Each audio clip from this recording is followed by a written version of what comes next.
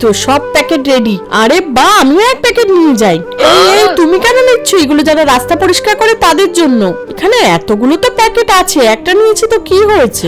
আরে বাহ, খাবারটা দারুণ ছিল। ওফ, প্যাকেটগুলোকে ওইভাবেই রেখে চলে গেল। বা এই তো মেয়েটা চলে যাচ্ছে, এই ফাঁকে আমি প্যাকেটগুলো নিয়ে পালাই। হ্যাঁ, এই চোর চোর প্যাকেট নিয়ে পালাচ্ছে। ওরে বাবা, দূর। হ্যাঁ, চল চল নিয়ে পালাই। আমার সব প্যাকেট নিয়ে চলে গেল। কি করবো এখন? ওহ মিনা, এত পয়সা খরচা করে কেন এসব করিস? যাদের এগুলো প্রয়োজন তারা তো পাচ্ছেই না, অন্য সবাই এসে নিয়ে চলে যাচ্ছে। ও মা, তাহলে তো লাভ তোর কি হচ্ছে? কিরে মিনা, টেবিল ফাঁকা কেন? আমার খাবার কোথায়? সরি দাদু, আজকে সব প্যাকেট চুরি হয়ে গেছে। তোমাকে আমি অন্যদিন একটা প্যাকেট দেবো। ও কোনো ব্যাপার না, আমার কাছে অর্ধেক পাউরুটি আছে, এটাই আমি খেয়ে নেবো। মিস মিনা, আমি শুনলাম আপনার স্টল থেকে সব চুরি হয়ে গেছে।